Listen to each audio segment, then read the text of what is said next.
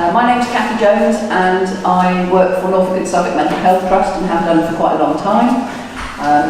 I specialise in working with people with dementia, and at the moment my role involves working in North Norfolk for our mental health team for older people and going into all the care homes to try and problem solve and resolve issues that they might have in terms of their daily care for people with dementia. So what I just want to talk about in general today is what's it's been named as, I think, managing difficult behaviours. Finding a way to sort of express what I'm going to talk about, I guess, is saying about their behaviours that, as a carer, as a family carer or a carer in a care home, the behaviours that we perceive as being difficult to manage, difficult to care for, are usually behaviours from a person who's suffering from memory problems. They're usually behaviours where they're feeling stressed or distressed, frightened, not knowing what's going on.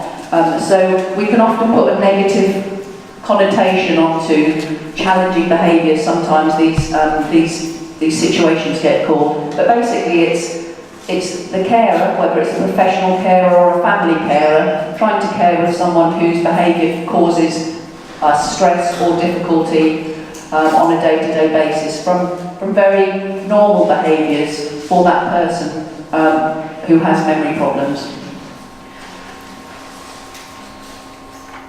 I guess the most common situations that a carer on a day-to-day basis has to deal with are situations where a person, you're trying to help them with a day-to-day activity, whether that be something like personal care, where you're perhaps trying to help mum or dad or husband or wife or partner have a wash, and because of their memory problem they perhaps don't understand why you're trying to do that. So they might not be aware that they've got stains and stuff down their clothes, they might not have had a wash for a few days but believe that they have. And those sort of situations can become really stressful for the person that's trying to care for them. We'll be feeling guilty and bad that we haven't managed to achieve that. The person's perhaps not had a shave for a few days, and he was normally, when he was really well, a really smart man, perhaps an ex-forces chap, who was always cleanly shaven, but now that he's got memory problems, he's not changing his clothes and he's not looking like dad, or he's not looking like hubby who used to look like this, and we feel bad about that. I think sometimes it's about changing our mindset and finding a different, more creative way to help someone with those sorts of issues. So for instance, if I go in to see a lady or a gent who's in care or in their own home, and a family or a carer saying, I go in and I ask if he wants to have a wash and he says no, or he doesn't want to have a shave. So I just try and get people to have a different approach to that. And rather than me going in and saying, hello Eric, I've come to give you a shave, which I'm more likely to get a negative answer saying, no, I'm not having that, or worse. We've definitely had worse back. I'd perhaps go in, and while he's still perhaps having a snooze, I'll have gone in and I'll have run a little sink of water and got his soap, that's a familiar object, and a flannel, got that by the sink, and I've got clean clothes ready, so that when Eric then wakes up, I've perhaps got a cup of tea ready for him. So I'm not going in immediately, and I'm not immediately in Eric or Doris's face and saying, come on, I've come to give you a wash. I want to spend a little bit of time trying to engage with that person. I try and find out things about what's important to that person. Do they like dogs? So if I go in and see someone, because I'm a real dog lover, I'll look around someone's house or room and see if there are photos of dogs. And that's an immediate way for me to engage with that person and try and start a conversation going. So as Eric or Doris is waking up, rather than me saying I've come to give you a wash, I'll try and make them a little bit inquisitive. And I'll say, oh, can you come in the bathroom a minute? I've got something to show you. That's going to work more for me, and usually does, than saying, oh, come into the bathroom, I want you to have a wash. Because again, that's an answer that's going to get a no, or a question that's going to get a no. But often somebody will follow me through into a bathroom and go, wondering, inquisitive, as is human nature. And they'll come through to that sink, and I'll go, I'm just going to wash my hand. So start something that's very much a muscle memory for us. We've all done that. We've all put hands in the sink and got a bar of soap and felt that. And someone will often just follow me and start to do that. And as part of that, you can then continue that process to say, oh, while we're here, do you want to just slip your top off? So I'm not having to make a big issue of it, but it's allowing, someone will often then allow me to to take the top off, and I'll say, well, here you go, here's your flannel with your soap on, you do a bit yourself. So it's encouraging that person as well to do as much for themselves as they can. And then while they're doing that, I've got a second flannel. Well, do you want me to do your back? It's a nice treat having someone scrub your back, isn't it? Because you can't really do it yourself. So again, a lot of the time you'll get an answer on that, but you're getting that person doing something. If that's all they'll let you do, then it's again about stepping back. And if you can only get the top half done that day, you get fresh clothes on because you've got them there. You're not having to scrabble around to try and find everything because you thought, oh, I've only got that bit ready. Because walking away, you'll lose your momentum. You'll lose that person's concentration. So again, it's about preparing for the activity or the interaction that you're trying to do. So that's quite a good way to help with personal care. When I was working in another community team, I remember rolling my trouser legs up, taking my shoes and socks off and actually getting into a big walk-in shower with a lady. And she used to ask for me to see if I was going to come back in the next day. But she was frightened, she didn't have good vision, she had memory problems, and that actually helped to reassure her. So again, it's about having the right facilities there. So our standard little square cubicles that we have in most houses, you can't, so if you need assistance from a carer, you can't get that there because you've got to have the door open, you're trying to lean in. It's a bit intimidating, you're in someone's space. But if people have got a wet room or one of the big sort of slot-in shower rooms where you can sort of lean over a little stable door, that's a lot better, it's a lot easier. So again, it's about having the right equipment, the right facilities there if you can to get them on board. And again, that's the sort of thing that we can recommend to carers, is whichever council you're under, you might be able to get a grant, or recommending whether it's Age UK who can provide that sort of fitting service, or recommending a service who can do that. So it's about helping people to reach that. Because most carers that I've worked with, at the time of diagnosis, they've usually had a load of information given to them. Somebody might have gone on to medication, and then they're just left. And so many of the carers and people living with memory problems have that support initially, or if they've got diagnosed with vascular dementia and haven't had an opportunity to go on to medication, they're just left. And so many people have that, and that's where we need to step in and make referrals, whether it's making referrals to Carers Matter, because they're a really good organisation. I used to work with them when they were Norfolk Carer Support. But it's about making those referrals for people to take that stress off. People aren't going to look through a pile of leaflets when they're stressed. They just leave them in the corner of the room, and I hear that on a regular basis from all my colleagues as well. So we've talked a little bit about personal care. One of the other issues that people will often have is that they're very active. When you have memory problems, the same as I would be looking for something to do on a day-to-day basis, everybody needs something to occupy them.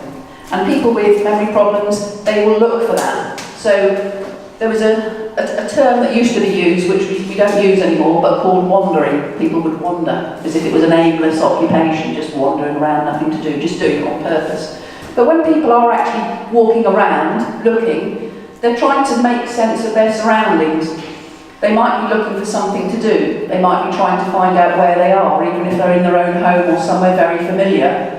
They're trying to make sense of where they are. So that constant walking around looking for things can be due to boredom, it can be due to physical health stuff. So one of the issues that we often try and review with people is, are they in pain? Have they got an issue that's causing them not to be able to sit down, or are they trying to walk around because they're in pain? So we try and review pain relief. A lot of people will say to me, and this will be family carers or nurses that I've worked with, oh, well, I asked if she wanted painkillers, and she said no. And I try and explain to people that if you've got memory problems, you often don't perceive what pain is. You often can't communicate what pain is. And if someone asks you if you want a tablet, they might not even know what that means. So again, it's about what we talked about, best interest. If you think that somebody might have conditions that are based on pain, so somebody who's not very mobile, they will get very stiff in their joints, they will get achy muscles because things will tense up. If someone's got arthritis of any description, if they've had previous fractures, people who don't move very much in bed overnight, when we then go in and try and do personal care to someone, they're going to be stiff, they're going to be not understanding what's going on, and if someone started pulling me about in the morning when I was a bit stiff, I'd probably clog them around the ear hole as well. And again, that's an issue that I've come across a lot of times in my work, is saying to people that give this person a chance, give them pain relief early in the morning before you start trying to assist them, before you start moving them about in their bed. Let's get some relief into that person first before we start trying to ask them to move, and that can make a big difference. And again, as Daisy, the pharmacist, spoke about, if people can't take tablets, because if you've got someone who is either struggling to understand how to swallow a tablet or doesn't want to do that because they don't understand what it's all about, they will often keep something like a paracetamol in their mouth, which is, if you can imagine the taste of that and how horrible that will be for all our gums and everything like that. So it's about also using things like using a paracetamol suspension, for instance, that's a sweeter thing that you can potentially mix it in with maybe some yogurt or something. Ooh, did that suddenly work? Can you all hear me, by the way? I'm not known for being quiet. So again, pain patches. If somebody can't swallow enough, then it's worth reviewing to get a pain patch prescribed by a GP, because they again can go onto someone's skin. It means they don't have to worry about swallowing tablets, because there's no reason for someone to be in pain, because it can cause a lot of distressed behaviour. So again, it's reviewing that. It's also looking when someone's behaviour has changed. Have they got any sort of infection? So have they got a urine infection, a chest infection? Are they dehydrated? Are they constipated? All those sorts of conditions can cause what we call a delirium or a change in behaviour. Even someone who isn't known to have a dementia diagnosis can present very much in that way if they are basically toxic from a urine infection or something like that. So again, we have to rule that sort of thing out, and that's very much on our minds when we go in to see people in our day-to-day work. So if you've ruled out things like pain, and you've looked at all the physical stuff, we've then got to try and look at what are the reasons behind what that person is doing. So if we're thinking about occupation for someone, what can we do for that person to try and help them to find something to do on a day-to-day basis?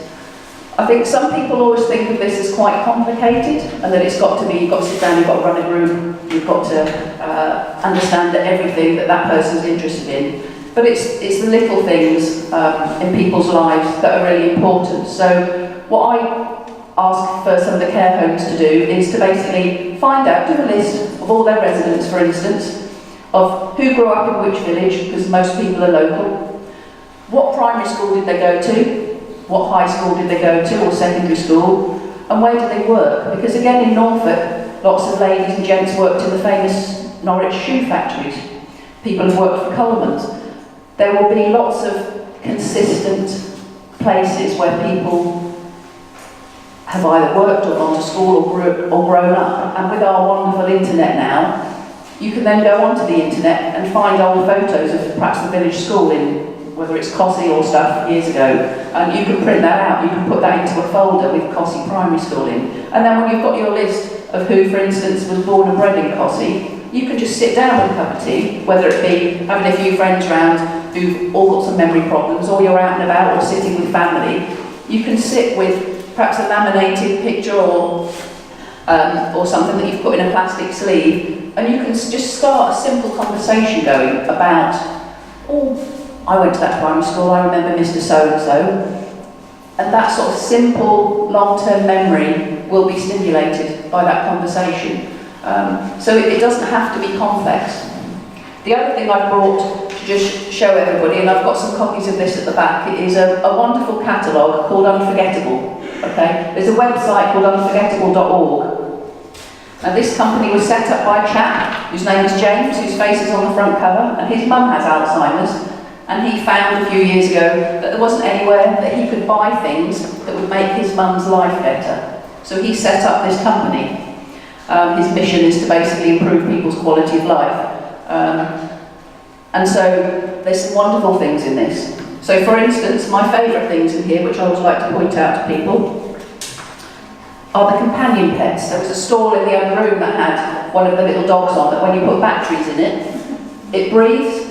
And anybody who loves animals, we always find it really soothing that we just sit and stroke a little cat or a dog. And if you can't have your real one with you, which most people can't, having one of these, people find them really soothing. So as well as that occupation, that reminiscence about, oh yeah, I used to have a little, you can get them in all breeds now, brown Labradors, Cavalier King Charles Spaniels, kittens of all shapes and sizes, pugs.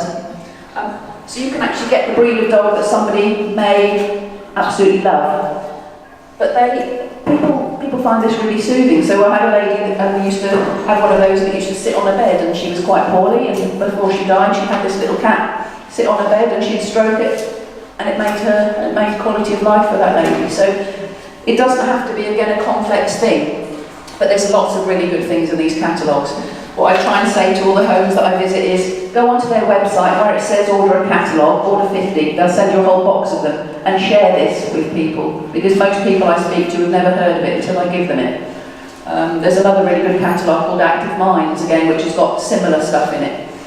When I was young, showing my age, you used to get colouring books that you'd dip a wet paintbrush in and you paint it, and it would go coloured. Okay? You don't have to have paints in those days, you see. And they actually have a dementia-friendly version of that now, where you have different themes. So there's one that's all about the garden, one about the garden shed, one about farming, the seaside. And again, what happens with those is we'll encourage a family to buy something like that, and someone can sit, they don't have to have the complication of painting with paints, a wet paintbrush in a little bowl of water, and it will colour, and it will look like a picture, and someone will have achieved something. But the great thing with those is as well, when they dry out, they clear again, and they're reusable. So they cost about, I think it's about £15 for a set of 5 with all these different pictures on. But they're just a really nice thing, and someone who might have liked painting but who isn't able to do it now can still produce something. And it's about allowing people to do something that's achievable. We don't want to give people tasks to do where we know they're going to fail at it. We want someone to be able to actually achieve what they're going to do. So it's about simplifying something. So if we're trying to find something for somebody to do, if they're capable, for instance, you think of maybe chopping some carrots without cutting their fingers off, or me cutting mine off. Not known for being great in the kitchen. You can get people involved in stuff like that, and it's about allowing people to still do stuff that they can do without them failing. If I gave a lady a whole bowl of potatoes and said, oh, can you peel them or scrape them? I'm not going to do that. But if I gave a lady a couple of potatoes and maybe like a scouring pad, like a little green Ernie as they call them, and got her to just rub a couple of potatoes down, she's achieving something. She's going to be then using that. We can be boiling them and having them for tea. A lot of the homes that I go in to visit, they do baking sessions where they'll make scones, which are familiar things. Lots of people have made scones when they were younger, or they've made them for the families. And then they'll have them for their afternoon tea. So they've actually seen and been really part of that. So it's about having meaningful activity for people. We don't want people to do things, particularly we're getting more people with dementia at a younger age. And again, it's trying to find the right thing for that person to do. My colleague Joy used to work in our younger persons with dementia team, which was disbanded for various reasons years ago. But there is no specialist team now for people who are younger with dementia, but yet there are more people developing dementia even in their 40s as people we've worked with. But again, there needs to be a focus on what would those people like, because traditionally it would be we'll put Vera Lynn on, we'll put war music on because that's what everybody will like. But now the people of an age that we're working with who've got dementia, they're wanting to listen to the Beatles. They're not wanting to listen to Vera Lynn, that's what their parents perhaps listen to. So it's again about redressing that in our heads and making everything age appropriate for the people that we're working with. So not everybody's going to want to sit and throw a beanbag about, they might want to do some other stuff. So it's about trying to make it fit for that person. We want to be person-centred. When someone is not recognising where they live, a common thing that people will do is they'll try and get out and want to go home. I expect most people who are sitting there are probably used to that. And again, we'll try something like, oh, come on, would you like a cup of tea? No, I don't want a cup of tea, is usually what I would get greeted with. So what I suggest to people is, we try and get people to create a life story. This is one that comes from a charity that I'm still linked with, Dementia UK, who our admiral nurse colleagues work with. And this provides guidelines for creating a life story book for someone, and it includes what we call call a template, which guides you through creating that person's life story. And I've got lots of these at the back, and they're also going to be uploaded into the shared site so that people can access it.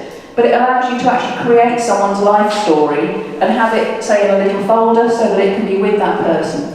And if somebody is going to a door and they're trying to go out and they're saying, I want to go home, and the family are doing what would be natural to do, and is to say, well, you are at home, this is where we live.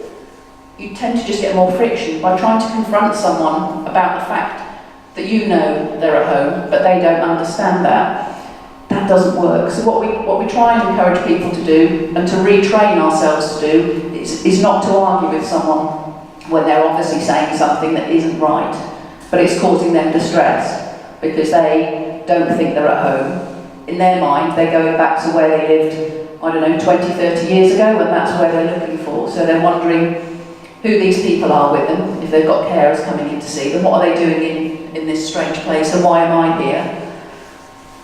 So what I say to people is, if you've created a life story, then you can say to someone, rather than do you want a cup of tea and you know the answer you're more likely to get, is to say, oh, where are you heading? Where are we heading to? Where is your home? And when they say, well, I used to live in, let's think of somewhere, Holt. I used to live in Holt. And hopefully in your life story book you might have a picture of their old house in Holt, and maybe even a picture of their parents or their parents' names. And it's more likely if I say, oh, I hear you're the oldest in the family, you're engaging with that emotion as to why that person is getting distressed. So they're trying to leave because they don't recognise where they are, they're not in their own home, but they're talking about their family home in Hull. And you've got a photo of the family home in Hull, which obviously isn't here, so don't think you're imagining things. And go, oh yeah, look, isn't that where you used to live? And again, it's a way of distracting that person from their distress, and you're focusing them on what they're worried about, and you're actually able to do something positive. So the whole principle of that is about when someone is distressed, so for instance, if they don't recognise where they are, if they don't want to do something, find out and think about what's making them upset, and then discuss that. So often, something that we hear sometimes is someone saying, I want my mum. Because if we're distressed and we're frightened, that's a really natural thing for us to want to do, isn't it? We want our mum or our dad. And again, some people will say, don't be ridiculous, you're 90. How old is your mother? Your mum's dead, isn't she? And we've heard that said from people, whether it be family or paid carers or whatever. And again, why cause someone distress? Instead, what you say is, isn't your mum called Margaret? Didn't you had a nice house in Holt? I've got a picture of your mum. Is this your mum here? And again, using this, if it's completed fully and properly, you can start talking about their mum Margaret and where they lived in Holt. And you're comforting that person because they're distressed and they're frightened and they're anxious and they're wanting comfort.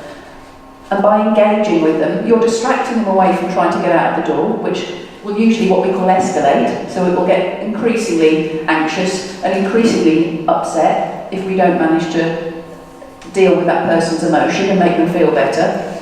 But if we can distract them from that and then have a conversation with them about their mum, it will often work more effectively than just saying, don't be ridiculous. So it's again about looking at the emotion behind the behaviour, the what we call the difficult behaviour, because it's not difficult for them, it's distressing for them, it's difficult for perhaps us. So again, thinking about other situations that we might regard as stressful. Shouting. Sometimes people will shout if they don't know where they are, if they don't know who you are. And again, trying to allow someone to know you. One of the most hard things, I think, my best friend's mum had Alzheimer's and she died in the summer. And I used to try and sort of support them through that journey. But one of the most upsetting things for my friend was when she used to sort of take her mum out and drive around, and her mum said, oh, my daughter lives down there. And that was the first time that my friend had realised that her mum no longer recognised her. So apart from just being really distressed, she was able to just sort of say, oh yes, and Nanny and that used to live down there as well. And so what we would do is we would say, okay, when you next see Mum, walk in and say, hi Mum, it's Elizabeth. So she was able to actually reintroduce herself, refresh herself. We also had photos of the family put up with the names on there nice and clearly. So again, it helps to reinforce, this is me, this is my family, because photos around the room, if you don't know who the family members are and you're going in, won't mean anything to you. But if there's a name on it, says my son Stephen, for instance, you can say, oh Margaret, this must be your son Stephen, I met him the other week. And it's there, it's a visual cue, and that can work really well. Again, it's the use of whiteboards for people who find they can't remember things. Because a calendar, we put so much on a regular calendar that I find them confusing enough. So somebody with memory problems is just pretty much not going to understand a calendar. But what we try and say is get a whiteboard or a couple of whiteboards in the kitchen and weigh up whether, when you're saying to someone, we've got an appointment tomorrow, we're going to the doctors. If you tell them that 2 weeks ahead, a lot of people will actually worry about that. And I've known ladies and gents who will basically get up in the middle of the night, every night for the previous 2 weeks. There's people smiling here because they're thinking, yeah, I know that. And they'll get up because they're worried about it. They don't know when it's happening. And sometimes it's about weighing up, do I tell that person on the day that we're doing something so that they don't worry about it, or do I tell them the day before? But it's about adapting how we inform people and the information that we give them so that it suits that person. I don't like people having to worry about, even if it's a nice event, people will sometimes worry about it. If the family are coming round in a fortnight and it's written in big letters on a calendar and they don't know which day of the week that is. So it's about working out what works best for that person and trying to do it that way. Another worrying thing that people have spoken to me about before is if someone leaves the house and gets lost. Many carers that I've spoken to have said, what if, particularly if it's someone who's living on their own with fairly early stages of dementia, they're like, well, what on earth would happen if somebody does wander off? And I don't know how many of you ever heard of the Herbert Protocol? Anybody not heard of the Herbert Protocol? Okay. The Herbert Protocol is basically, it's called the Herbert Protocol Safe and Sound, and it was named after a chap called Herbert, surprisingly, and introduced by the police as a way of identifying a person who might be at risk because of memory problems. And basically it comes with a guide sheet on the front, and again I've got copies of these to give to everybody if they wish for them. And it's basically a profile of vulnerable people, for people living with dementia. And you fill in all the information about the person that you might be worried about, who might at this point not be a concern about the fact that they might leave the house and get lost. But what you can do is you can either keep this in the house so that if somebody did go missing, you can just give it to the police. Or what we say is there's nothing wrong with it, and the police are more than happy for you to hand this into a police station, and they will upload that so that the person you're caring for, who's registered on this, will be regarded as a potential vulnerable adult. And the sort of information that it has on here is, as well as the physical stuff like height and weight, all those sorts of things, it also says if they've been lost before, where were they found? Where did they used to do their shopping? Where did they used to live? Because people will often go to a familiar place that's not familiar now to anybody, but it might be a few years ago. It looks about medication. How far can someone walk? Do they walk with a stick? All that sort of stuff. Do they have regular hospital or GP appointments because they might have thought they've got something like that to go to and headed off? So it's just a really good little form, and on the back page it allows you to put a photograph of someone, okay, so a nice recent photograph. But it's a great form, it's just another little safety net that we can share with people. So again, this form is going to be on the shared drive, or I can email it to people. If you Google it, the Herbert Protocol, the police have produced them all over the country. So this is a particular one for Norfolk and Suffolk. But they're all over the country for particular police forces, so it can be just another little safety net.